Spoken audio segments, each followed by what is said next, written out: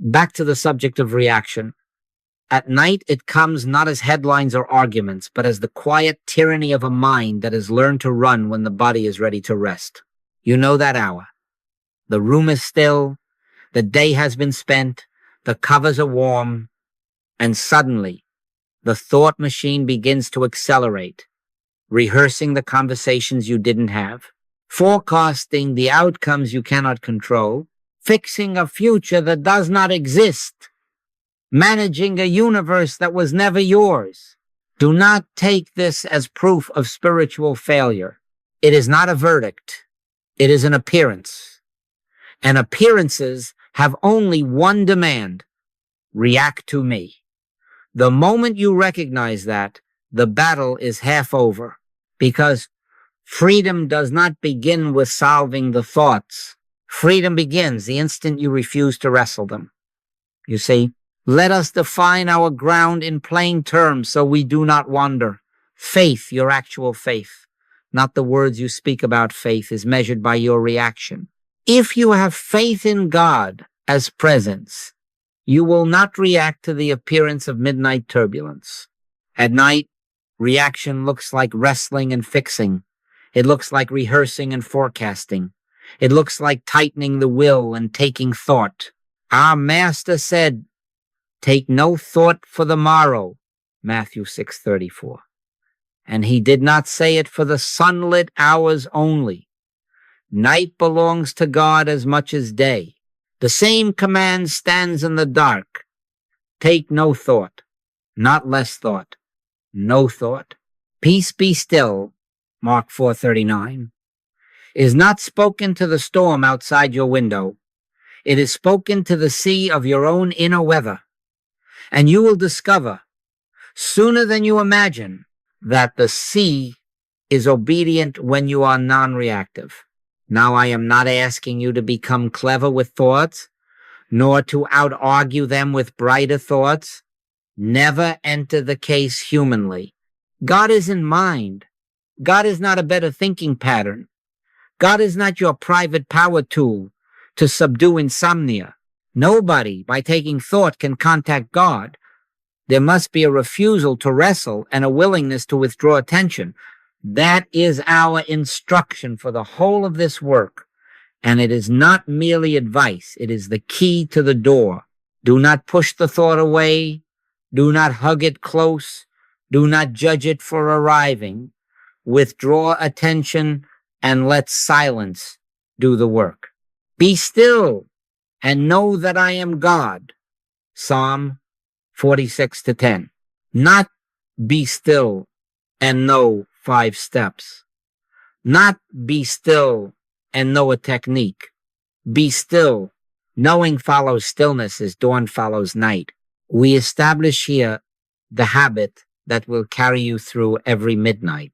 We are not trying to win a battle before sleep. We are consenting to a governance already present.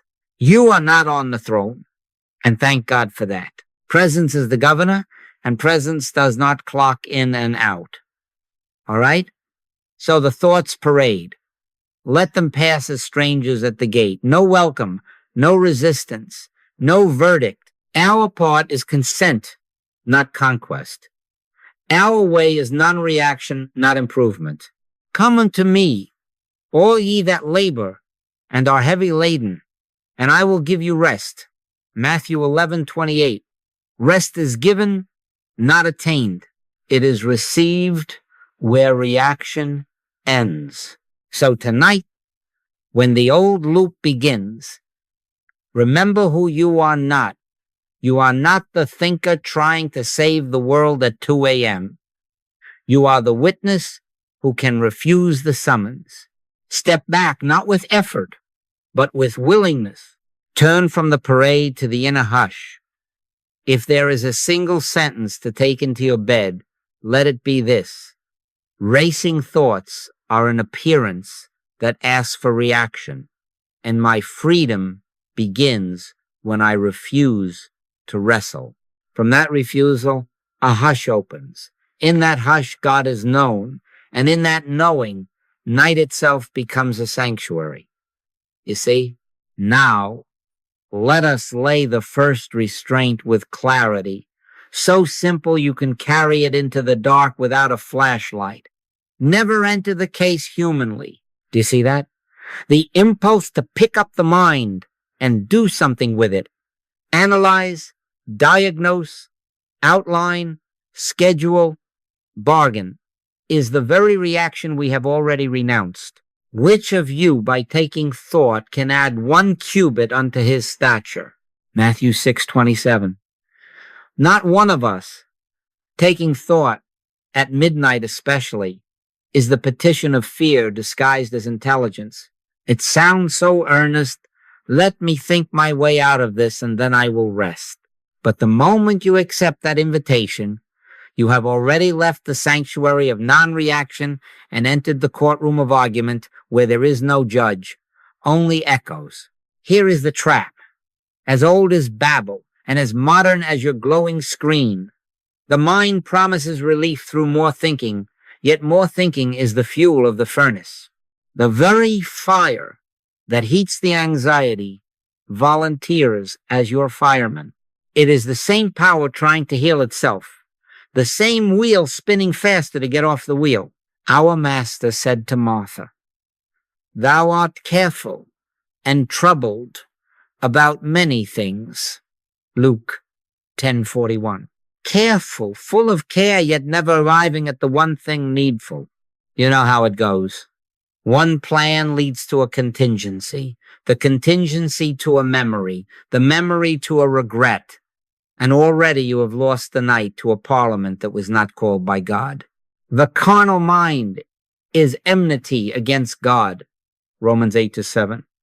It cannot be your savior because it is the very opposition to peace. Do not ask it for rescue. Now we must be contrarian enough to be free. God isn't mind. God is not a brighter pattern of thinking. God is not your private power tool to subdue insomnia, not by might nor by power, but by my spirit, saith the Lord. Zechariah 4-6. Nobody, by taking thought, can contact God. Therefore, thought is not the bridge into peace. You may walk thoughts up and down the shore till dawn, but you will not cross into rest on a rope of words. There must be a relinquishment, a holy turning from the entire apparatus of mental management to the simple fact of presence. Presence is not an idea about God. Presence is God. And presence is contacted when reaction withers and silence is consented to.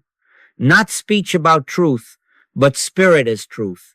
So the practice is disarmingly simple. And because it is simple, the intellect will despise it. Let it.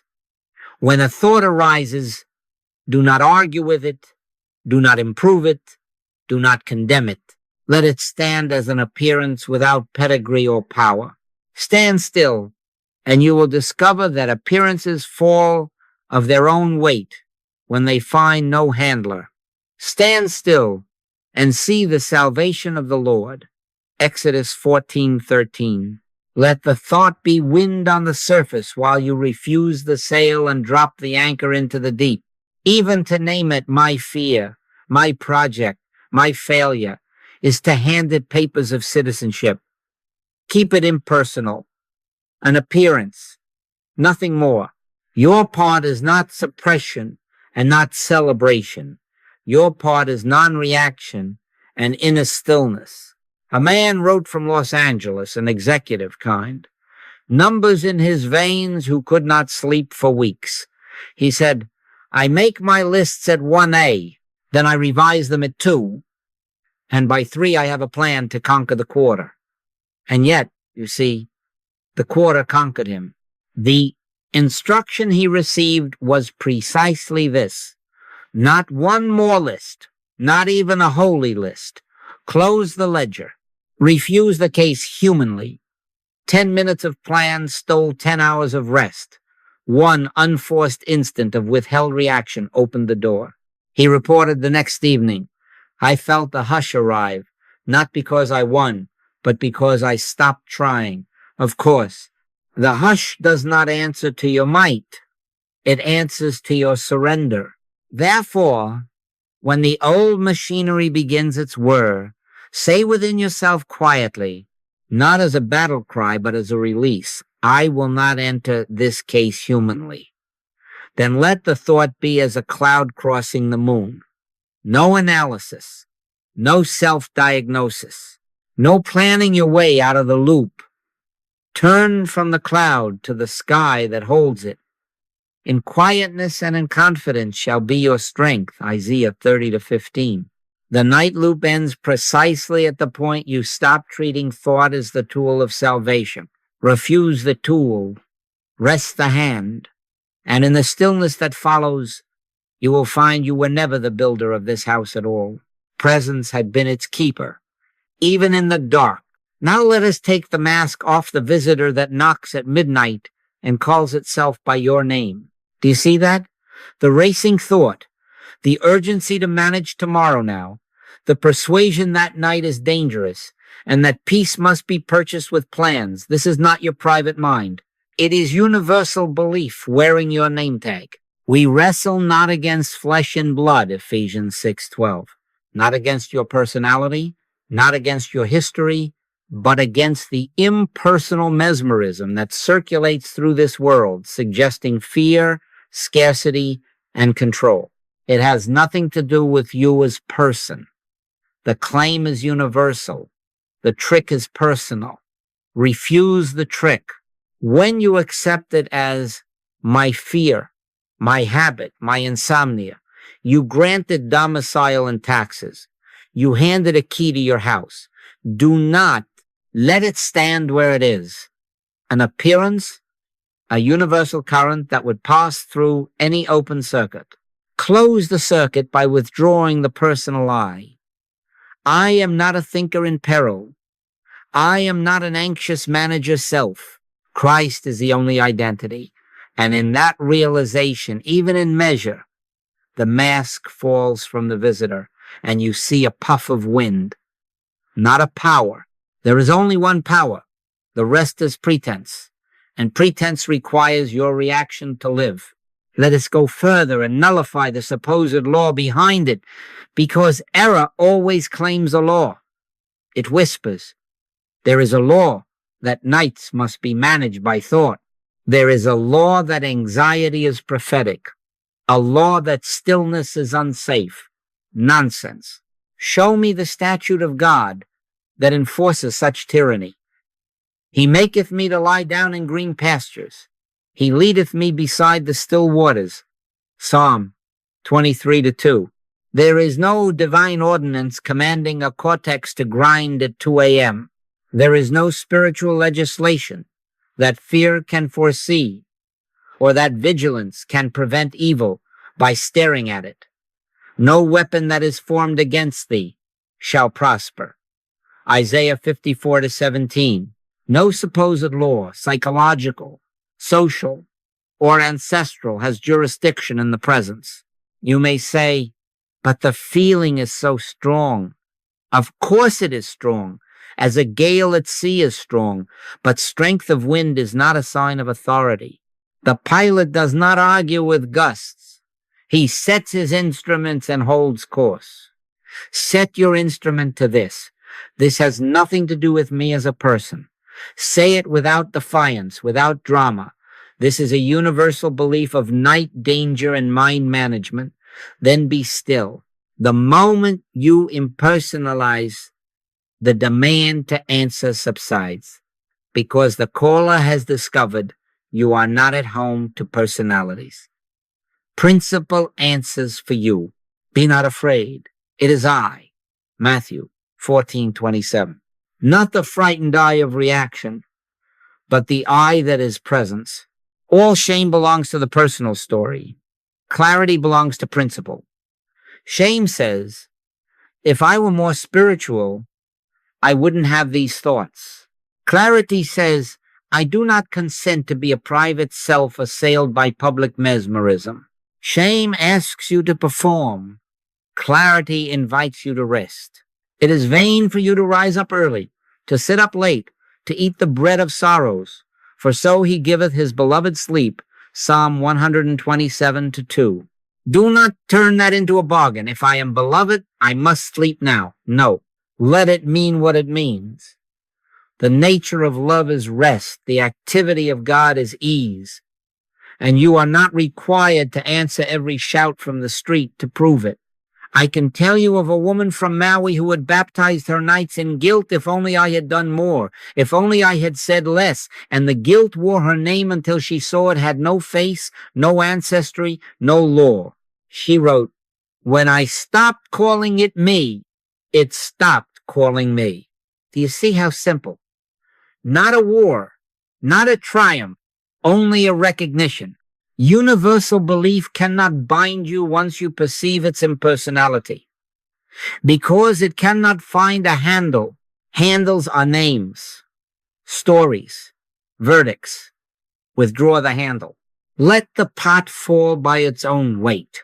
So tonight, as the chorus begins, meet it with this gentle posture. No welcome, no resistance, no identity. Not mine, not me, not I. An appearance, a suggestion, a rumor without a law. Your refusal to identify is not a fight. It is faith. It is the middle path that neither fears, loves, nor hates the thought. In that non-reaction, the universal current passes on, finding no anchor.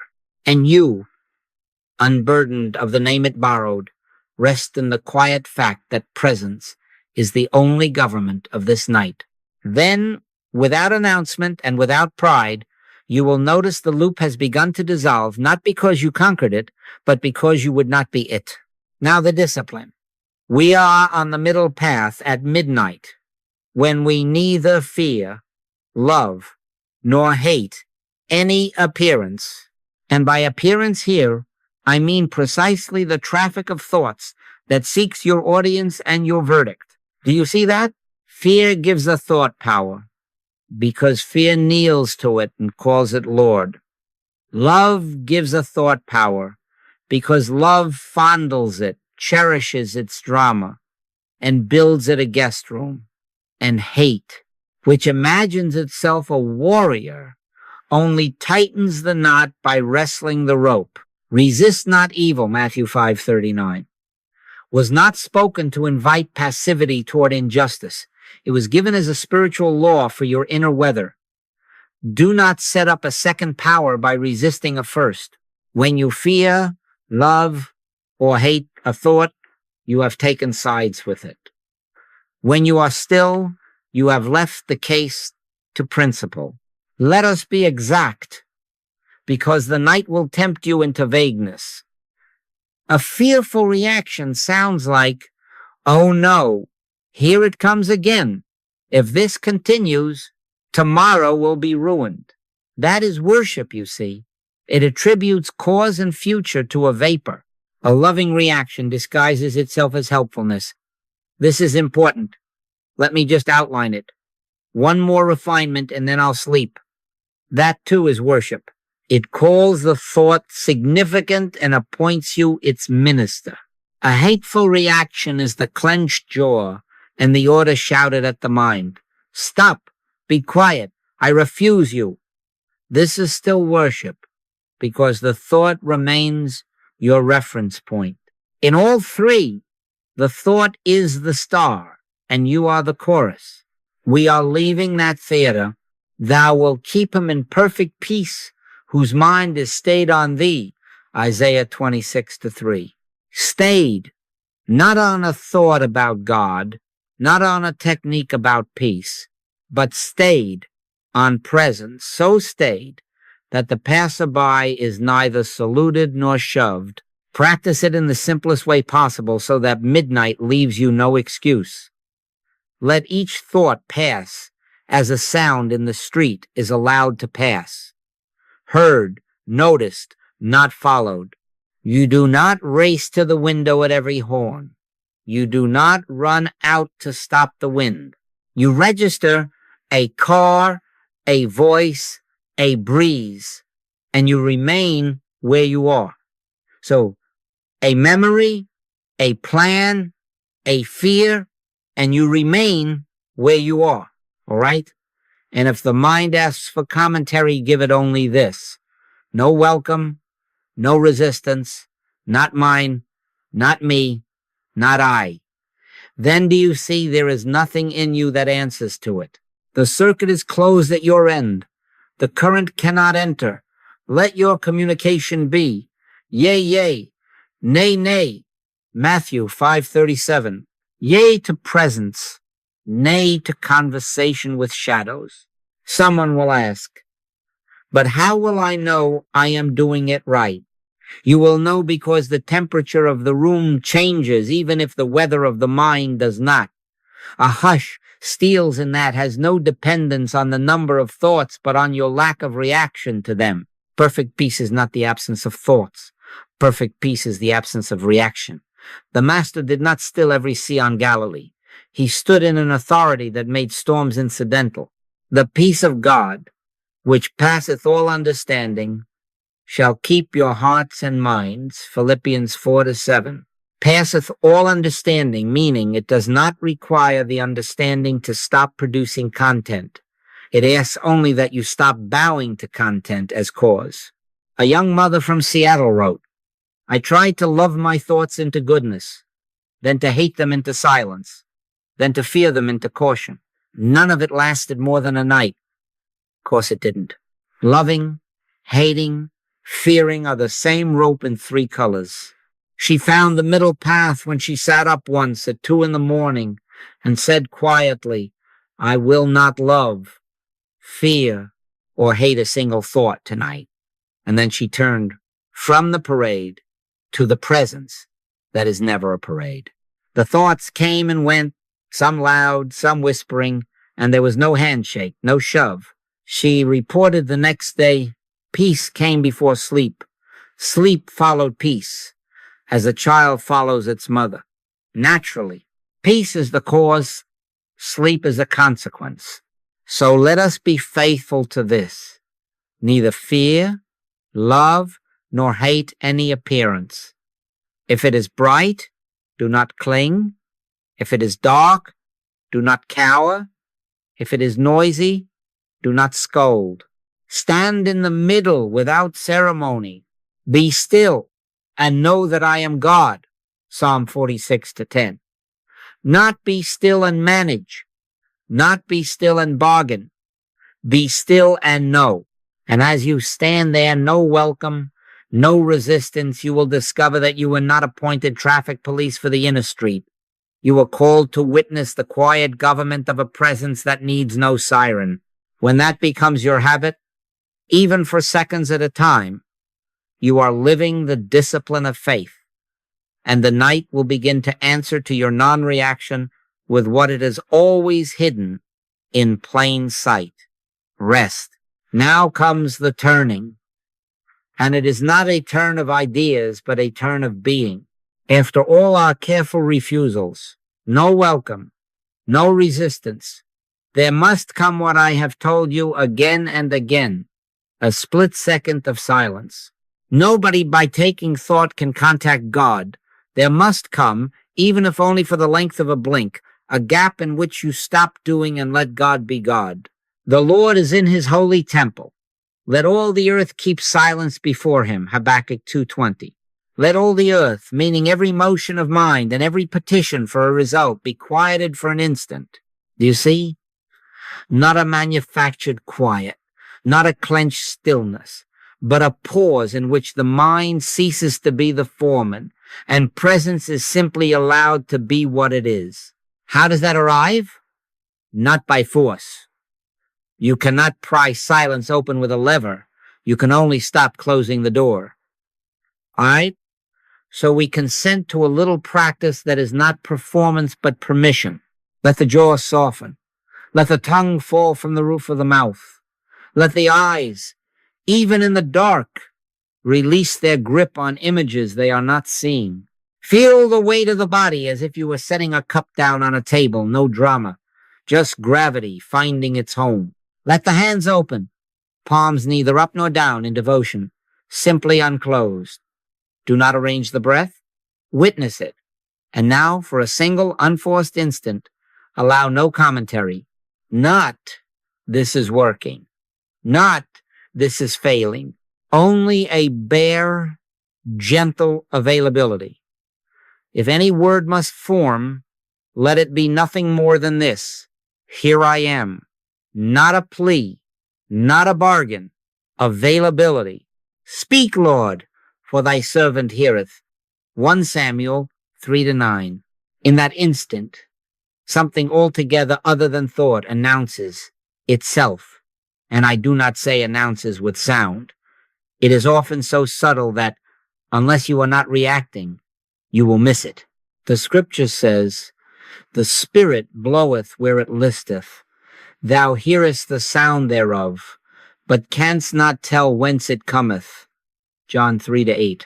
This is the click, the inward nod without fanfare that breaks the spell. And I tell you, 1 split second of that is more powerful than hours of mental struggle, because it is God contact, not a better thought about God. In returning and rest shall ye be saved. In quietness and in confidence shall be your strength. Isaiah 30-15. Returning, turning from doing to being, from argument to attendance. Rest without reasons. Now, let us be as plain as we are bold. We are not using silence to get something. Don't turn the hush into a currency to purchase sleep or solutions. That would be reaction in religious clothing. We are not begging for sleep. We are consenting to presence beyond concepts. Seek ye first the kingdom of God and his righteousness, and all these things shall be added unto you. Matthew 6:33. First the kingdom, first the contact. The adding is God's arithmetic, not ours. The most efficient way to miss the kingdom is to stare at the added things. A man from San Francisco told me he fought till 3 every night, truth statements lined up like soldiers, affirmations shouted at the dark, and still the mind marched. Then, weary enough to be honest, he stopped. He softened the jaw, released the eyes, let the body have its weight, and whispered once, not as prayer but as presence, here I am. He said later, nothing happened until I realized that nothing happening was everything happening. You see? No fireworks. Only the hush. He wrote the next day, sleep arrived like a shy guest who found the door open. Of course, we opened no door to sleep. We opened the door to God. And peace walked in. Sleep followed peace as a child follows its mother. So tonight, do not measure minutes. Consent to a moment. Let the world of thoughts be earth before the holy temple, and let it keep silence. Let the body become honest about gravity. Let the breath prove it needs no manager. Let here I am be the whole liturgy. And if the mind asks why, give it no answer. We are not here to persuade the mind. We are here to be available to God. Be still long enough for the click to find you. And when it does, even for a heartbeat, do not rush to improve it. Abide, for in that unpurchased instant, Christ in you, the hope of glory, Colossians 1:27, is not a doctrine but a living presence.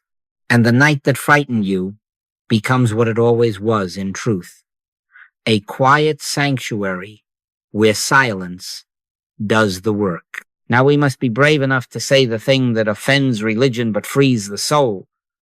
Don't turn to God for anything, not even sleep. God is not your soporific, not a celestial power you employ to quiet a nervous system. God isn't power. God isn't mind. God isn't even your idea of peace. Nobody knows what God is. And because we cannot reduce God to an instrument, we refuse to make prayer a bargaining table. The moment you say, I turn to God so that I may sleep, you have already enthroned an outcome and appointed the anxious manager self to supervise its delivery. That is reaction, you see. It is fear dressed in piety. Thy will be done in earth as it is in heaven, Matthew 6:10, is not a clause that hides your will under his. It is a relinquishment of will altogether. We are not seeking an effect. We are consenting to presence. Now, here is the night paradox plain. The more you try to fall asleep, the more you strengthen the watcher who cannot sleep. Effort awakens the sentinel. The sentinel awakens the effort, and the two salute each other till dawn. You glance at the clock glances back with judgment, and the watcher writes a report. All right, withdraw attention from the watcher. You are not the foreman of consciousness. You are not night security for the universe. Be anxious for nothing, Philippians 4-6. The one that keepeth Israel shall neither slumber nor sleep, Psalm 121-4. And because God does not sleep, you are relieved of the fantasy that vigilance prevents disaster. Let God be the watcher. Your part is not watching for results. Your part is resting in presence. Replace outcome hunting with communion. Abide. That is our only interest. Abide in me, and I in you. For without me, ye can do nothing. John 15-4-5. Abiding is not a technique. It is a willingness to be where God is without asking for a receipt. If sleep comes, it comes as fruit on the vine. But we do not water the root with the hope of forcing a blossom at midnight. We water the root because life is at the root, and we love life more than its produce. Do you see? So the simplest prayer we allow ourselves is this, not as a device, not as a mantra to coax a result, but as consent to reality. Father, thy presence is here. Let thy perfect work be done. And then stop talking. The Lord is in his holy temple. Let all the earth keep silence before him. Habakkuk 2:20. Let even holy words step back. A violinist from Chicago wrote that she knelt by her bed reciting verses for an hour, pleading for rest, and the more sacred the phrases, the sharper her alertness. Of course, each verse was turned into a lever to pry open a shut eyelid, and the mind, being flattered with assignments, stayed on guard. When she heard this instruction turn from outcome and rest in presence, she did a scandalous thing to her training. She lay down, whispered once, Father, thy presence is here. Let thy perfect work be done. Placed no demand upon God and refused to counsel the night again. Nothing improved, she said, but the watcher forgot itself. 10 minutes later, she didn't know when the silence became sleep, and by morning, she didn't care to know. Peace had arrived. The watcher had resigned. Sleep had followed peace as a matter of course. So tonight, let the manager self be unemployed. End the contract with results. Stop asking how long this will take and what time you will wake and whether tomorrow will go well if you do not secure 8 hours. Those are the questions of a clerk counting coins in a treasury that is infinite. Rest in the Lord and wait patiently for him, Psalm 37-7. Rest meaning turn from all human manipulation of outcomes. Wait meaning cease inner speech and give God space to be God. Presence remains when outcomes are released. And where presence remains, peace arrives of its own nature. If sleep is needed, it will come. If it tarries, peace will not. And when peace is present, the night is already holy, and you are already kept. Now we come to the center not as idea but as identity. And I say it plainly so there is no night left for confusion. Christ is the only identity. Never believe in a selfhood apart from God. The I that paces the hallway of thought. whispering, I can't, I must, I should, I failed, is not identity. It is a claim. It is the old narrator, the anxious manager, self-performing auditions for a role that has no part in the kingdom. I live, yet not I, but Christ liveth in me. Galatians 2:20. There you have it. Not the thinker living, not the fixer living, not the watchman living, but the life that is God manifesting as you, without your counsel and without your improvement. All right, let us say it in the language of midnight. You are not appointed to run the universe at 2 a.m. Divine government does not clock out when you close your eyes. The government shall be upon his shoulder. Isaiah 9-6. His shoulder, not yours. Do you see what relief hides in those words? If the burden is his, then the mind that assumes the harness is trespassing in a field that is not its own. The shepherd does not hire the sheep to count wolves. Be not afraid. It is I. Matthew 14:27. Let the I be what it is, the presence, never the frightened pronoun announcing its limitations. Identity sets practice, and practice reveals identity. When a thought comes saying, I can't, I won't sleep, I must manage, do not argue with it. Answer with silence. That I is not you. It is a mask looking for a face. And it finds one only when you speak back as its twin. Refuse the twinship. Let the false I starve for lack of conversation. Take no thought for the morrow. Matthew 6:34 is not a suggestion to irresponsible living. It is a command to cease impersonating the thinker who imagines salvation is in his hands. Let tomorrow be God's, as it has always been. Now you will feel the habit tug, because the manager self has long sat on your inner throne, signing decrees with your name. Do not fight a dethroned figure. Simply cease to bow. Identity is not confirmed by coronation, but by recognition. Recognize this.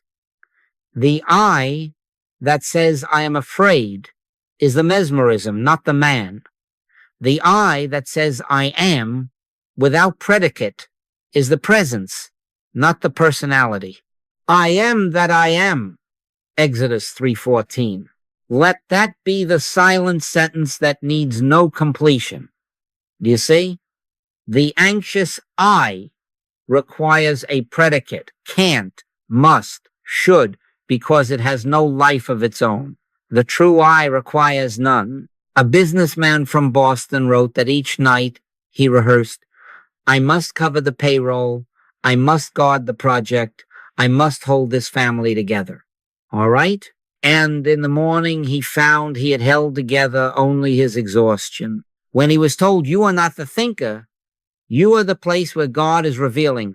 He tried, as men do, to make a better thought of it. I am the place, he recited, and the night did not change. Only when he stopped answering the claimant I and let the wordless I remain. Only when he let be not afraid. It is I sound in the heart without counterpoint did the throne clear. He wrote, I discovered my shoulder is too small to carry a universe. Of course, that shoulder was never asked to. So the simple, tender instruction is this. When the inner voice says, I can't, do not reply, I can or I will. Two shadows wrestling on a wall make no light. Let there be no answer. Turn in that unspoken moment to the I that needs nothing, wants nothing, governs all. Abide there as one abides in breath, not held, not improved, simply allowed. Let this mind be in you, which was also in Christ Jesus, Philippians 2-5. Not the racing mind, not the managing mind, the mind that is no mind, the awareness that is presence itself. Then the night becomes simple. It is not a tribunal with you as judge and jury. It is a sanctuary where identity is unmasked. Christ is the only identity. Say it if you must once quietly. Then let even that sink beneath the surface into knowing. In that knowing, the anxious narrator has no script and no stage. The watcher resigns without announcement. And you, not as a thinker trying to manage life, but as life present as you, rest. Be not afraid. It is I. Let that be the last sentence heard, and let it be God's. Now look at the room the mind builds at night. The inner courtroom opens. The lamps blaze, and witnesses are dragged in your past self on the stand, another's face at the bar. You're tomorrow as the accused, and you, wearing 3 robes at once, prosecute, defend, and pronounce sentence. Do you see that? The trial itself is the disturbance, not the charge, not the defendant, not the evidence, but the fact of court in session. Judge not, that ye be not judged. Matthew 7:1 is not a moral slogan. It is instruction on how to close the courtroom. As long as you take the bench, you summon the gavel, and as long as the gavel is in your hand, there is noise.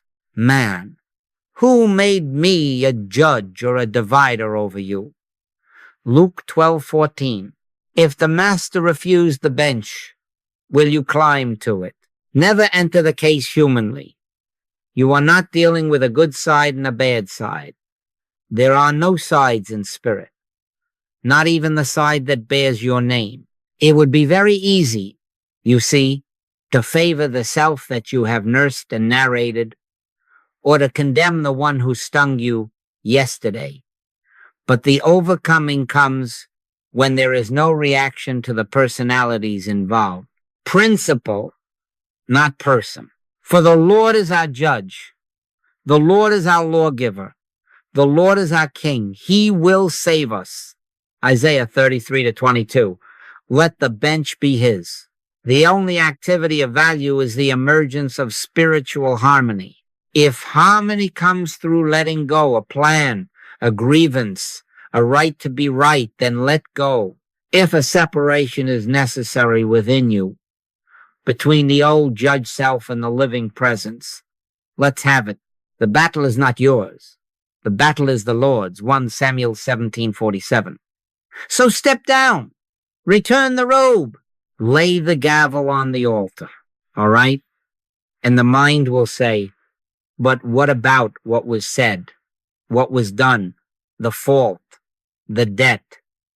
This is the bait that keeps the court lit through the night. Refuse the bait. Bring it to principle. Christ is the only identity. Neither do I condemn thee, John 8:11. Does not mean we canonize error.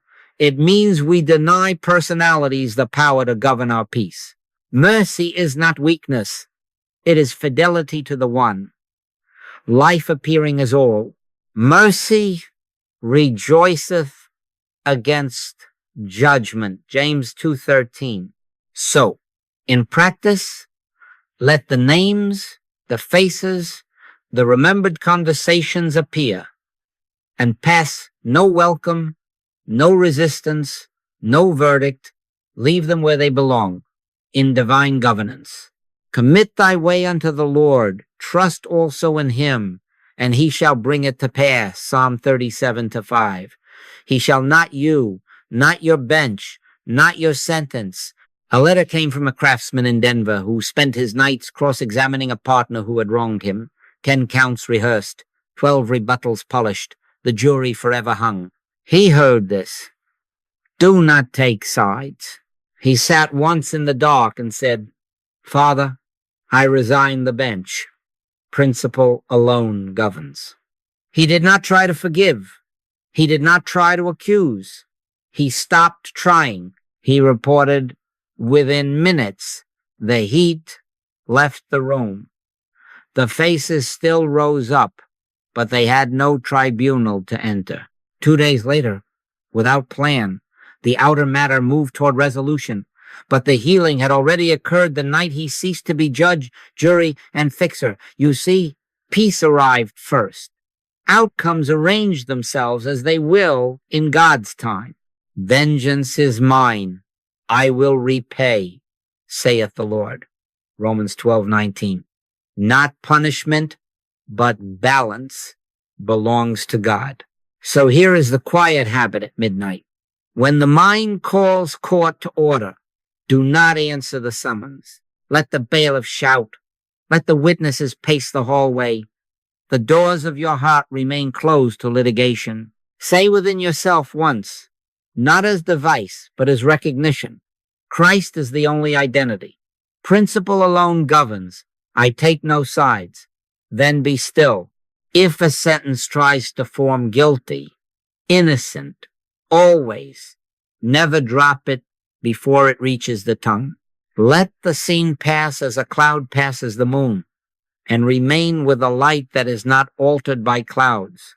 Thou wilt keep him in perfect peace, whose mind is stayed on thee, Isaiah 26:3. Stayed on thee, not on a verdict. Peace arrives when you stop taking sides within yourself and rest in principle rather than personalities. Close the court, and there is no echo. Step down from the bench, and the gavel cannot fall. Yield the government to the shoulder that bears it, and your night is no longer a public hearing but a sanctuary. Then thoughts of past, of other, of tomorrow may appear, but they find no jurisdiction, no hearing, no sentence. The hall is empty. The lamp is out. Presence is the only judge. And in that presence, the case is always the same, finished from the foundation of the world. Now there come nights, and some of you know them well, when even your refusal to take sides, even your gentle turning from outcomes, seems to meet a wall of iron. The same thought circles, the same scene replays, and you are tempted to marshal a new battalion of truths, a brighter affirmation, a longer scripture. Don't. There is a word from the Master for precisely this stubborn kind. This kind can come forth by nothing but by prayer and fasting. Mark 9:29. Do you see? Not by more speech about truth, not by stronger argument, but by prayer and fasting. Prayer is listening. Fasting is the holy withholding of inner speech. All right? Let us be crystal clear about the fast of tonight. We are not abstaining from bread. We are abstaining from the bakery of the mind. Fasting from inner speech means no reading of the day in your head, no rehearsal of conversations applauding or correcting yourself, no composing of letters never to be sent, no drafting of tomorrow's strategies. And this will sting a little. No spiritual talk turned into a charm. The mind will sneak religious phrases into the room and call them prayer. They are not. They are still you advising God. Be not rash with thy mouth, and let not thine heart be hasty to utter anything before God, says the preacher.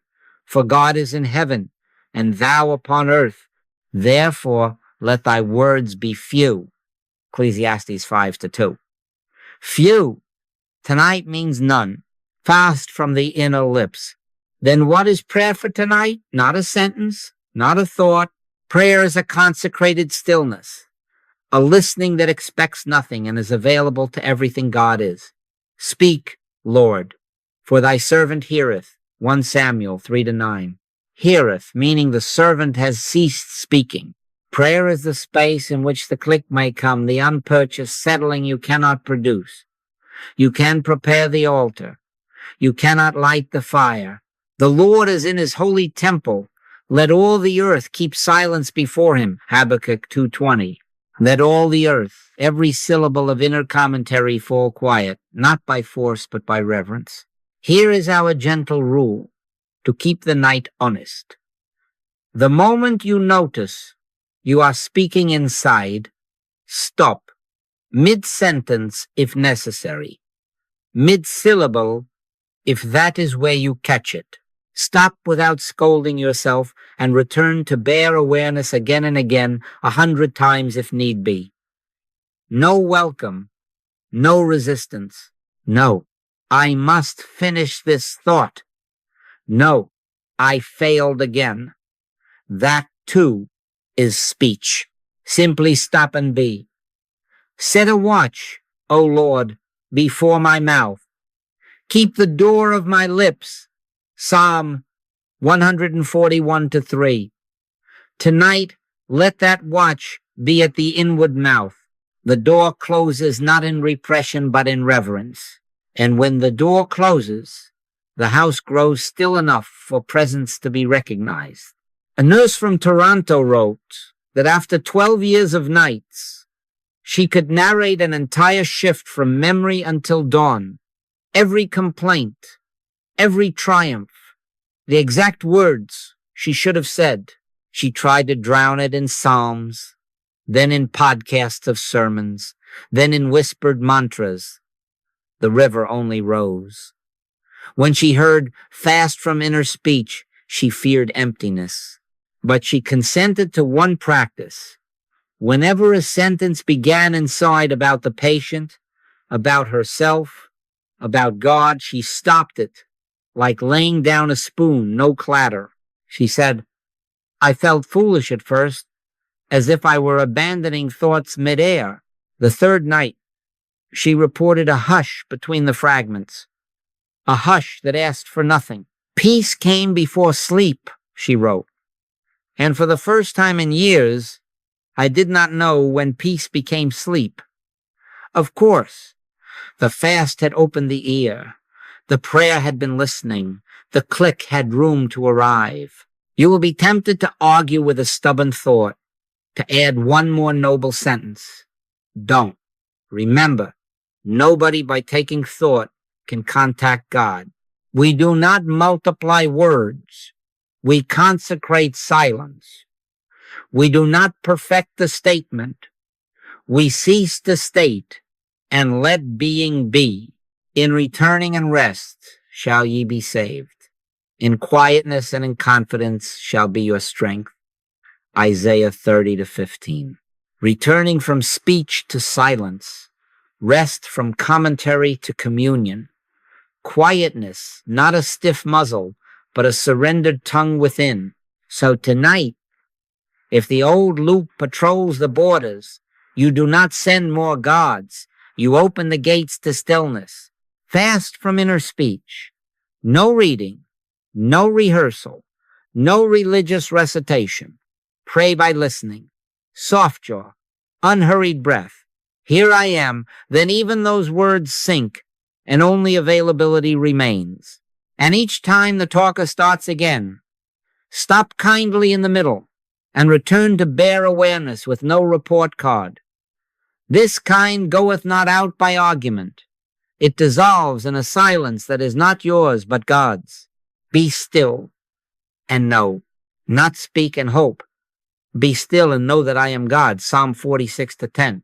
And in that knowing without words, the night that would not yield finds it has nothing to cling to, and presence fills the room.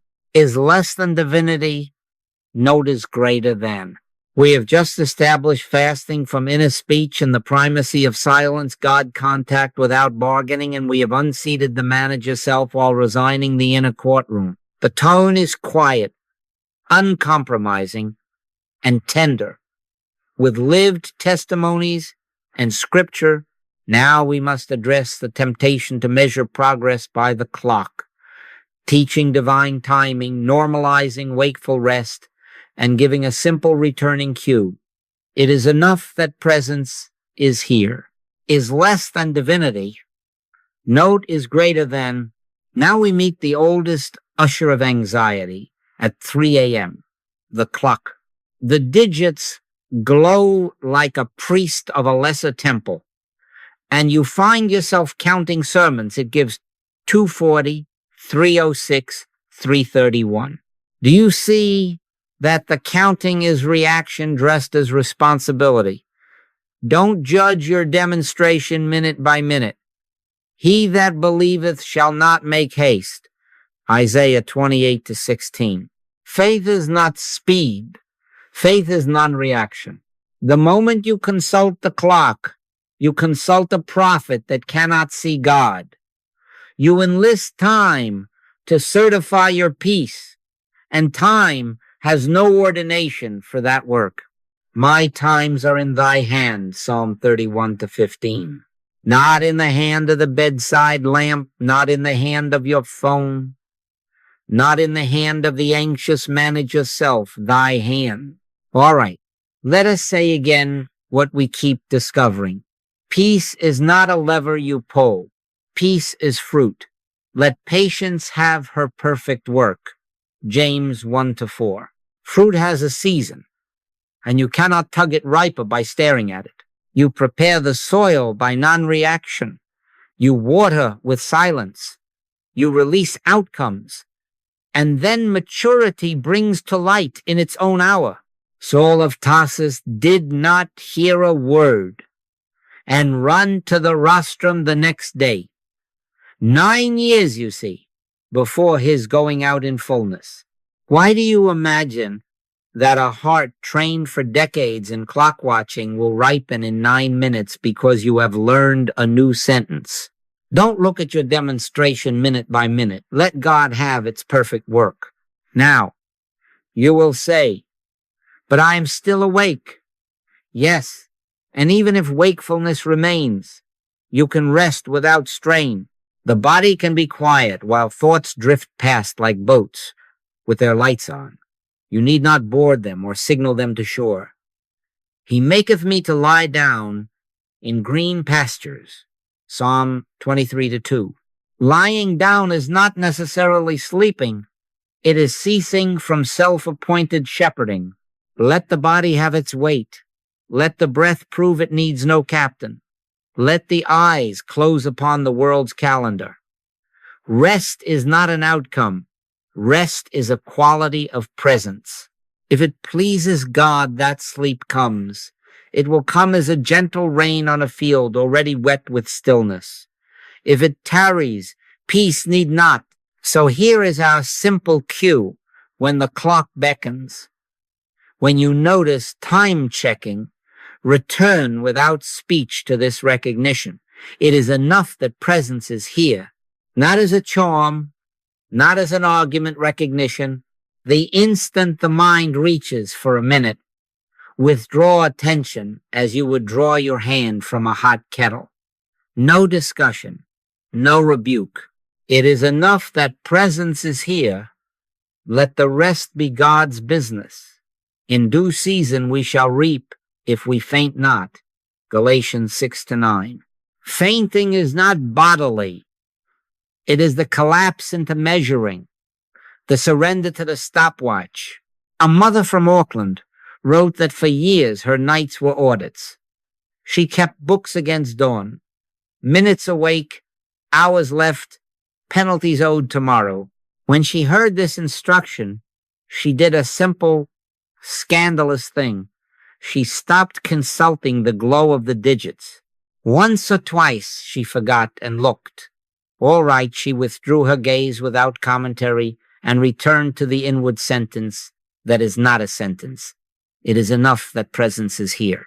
The first night, she said, I was still awake at 4, but I was not suffering. The second, I do not know what time it was. By the third, peace arrived before sleep, and sleep followed peace as its child. Of course, we turned from the minute. We turned to the eternal. The fruit found its hour. To everything there is a season, Ecclesiastes 3-1. Season is not tyranny, it is tenderness. One day is with the Lord as 1,000 years, and 1,000 years is one day, 2 Peter 3-8. Do not ask eternity to account itself in quarters of an hour. If you awaken and the mind rushes to count, smile at the old bookkeeper, close the ledger, and abide Stay on the middle path. Neither fear, love, nor hate the clock. Let it be as meaningless to your peace as the hum of a distant train.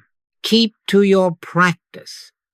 Non-reaction, the gentle withdrawal of attention, the split second of silence, the refusal of outcomes. It is enough that presence is here. The demonstration is not timed by your watch. It is governed by the life that never hurries and is never late. So tonight, at 3 a.m., do not certify heaven by the seconds. Do not seek signs in numbers. Rest. Abide. Let patience have her perfect work. Let maturity bring to light. And if you remember nothing else, remember this. It is enough that presence is here. The rest is God's business, and God's business is perfect. All right. Now let us make it simple enough to bring to bed like a small lamp. Your practice is not a performance. It is a returning. Do you see? We are not achieving. We are consenting. The rhythm is always the same and never dramatic. Notice the thought, refuse reaction, withdraw attention, return to silence. That is all. And because the mind loves to embroider, we will keep it plain and hear it like a litany. Don't fight it. Don't follow it. Don't fix it. Don't fear it. Let it pass. Be still. Be still and know that I am God. Psalm 46:10. No. Not argue, not decorate, no. And let the knowing be wordless. You notice the thought that is not failure. It is sight. You refuse reaction, meaning you neither pet the thought nor push it away. You withdraw attention, turning from its face as you would turn your gaze from a child seeking mischief in the aisle. You return to silence, no report, no verdict, no comment. If it rises again, the litany rises with you again. Don't fight it.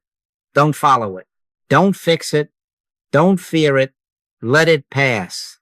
Be still. The middle path at midnight is kept by this very cadence. Neither fear, love, nor hate any appearance. Now hear what success is, and let this free you from hurry. Success is not instant sleep. Success is the growing inability of thoughts to command your attention. Thou wilt keep him in perfect peace, whose mind is stayed on thee. Isaiah 26:3. Stayed means stayed. And staying is an act repeated. Each time you return from a thought to silence, you are staying. Each return weakens mesmerism's hold, not by wrestling it, but by starving it.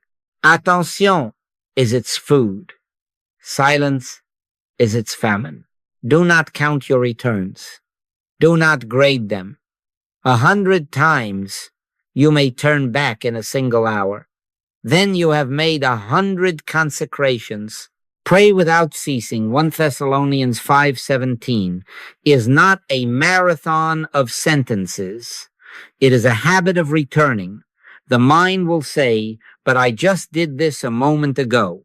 All right, do it again. Holiness is in the again. Patience is the harness. Quiet is the road. In quietness and in confidence shall be your strength. Isaiah 30:15. Quietness is not muteness forced. It is reverence received. A musician from Lisbon wrote that the first night he counted 42 returns and called it defeat.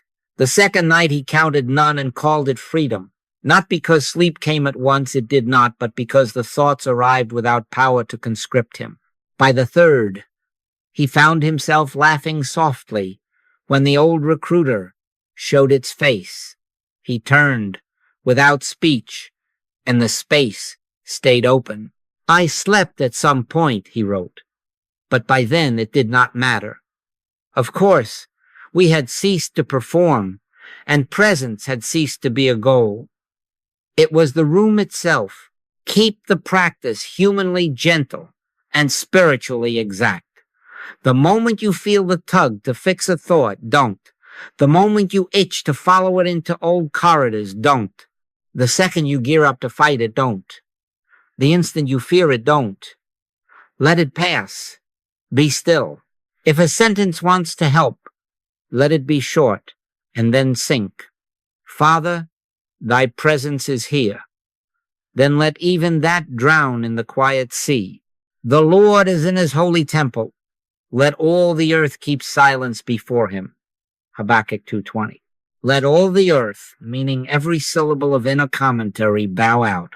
Make this your nightly litany, not as magic, but as manner.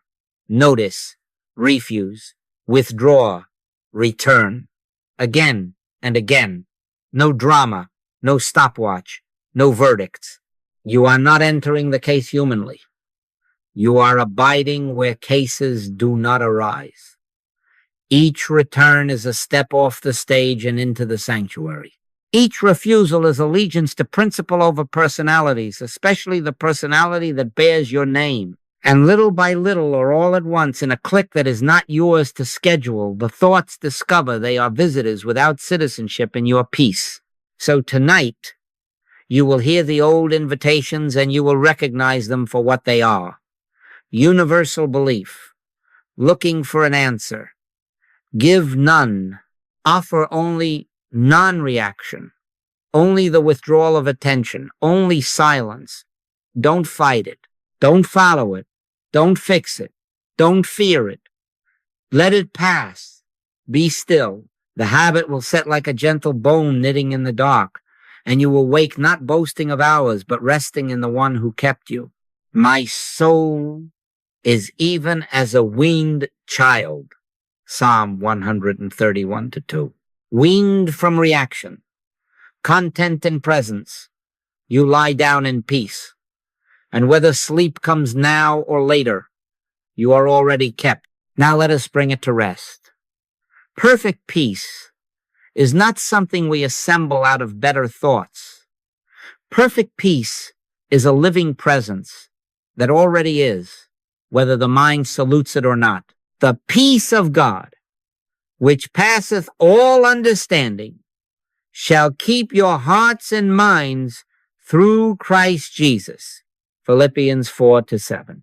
Do you see? It passes understanding.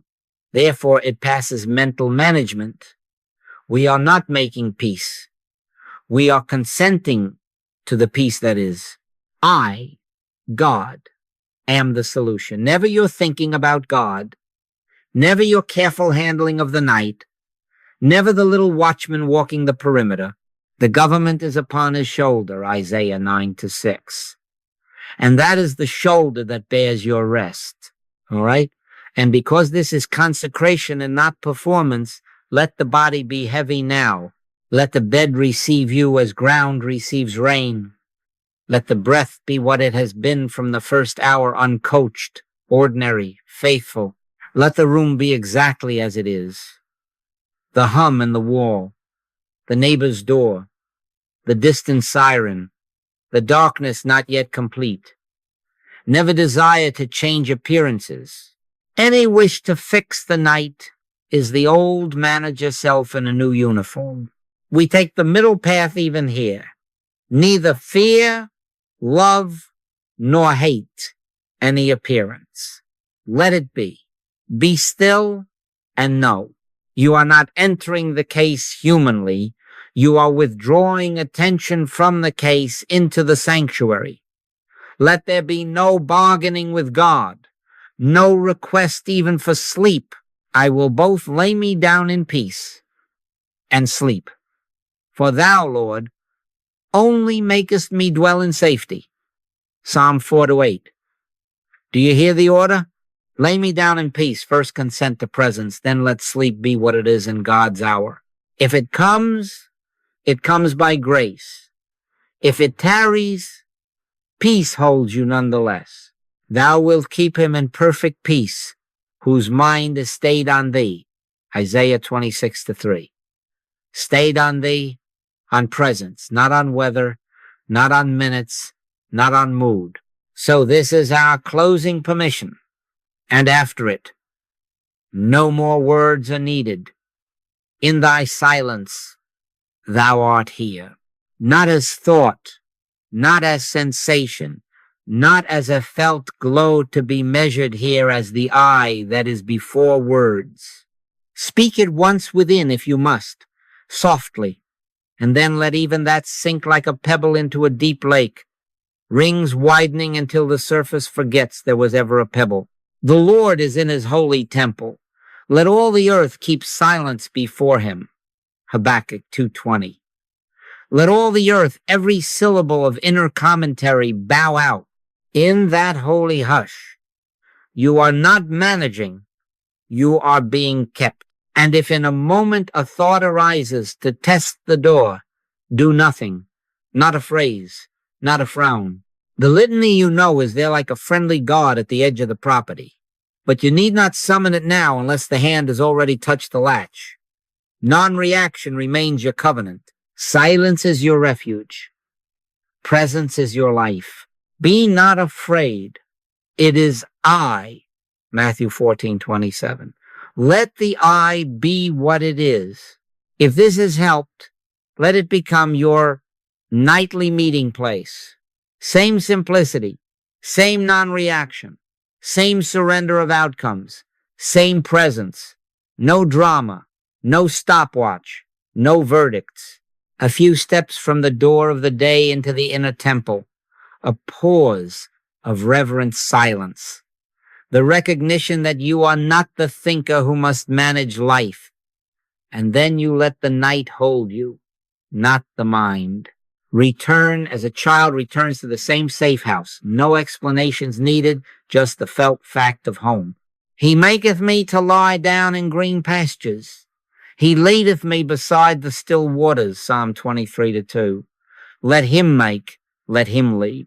And whether sleep descends now or later, you are already lying down in the pasture that is God. Perfect peace is not something you keep. It keeps you. Yield and be kept.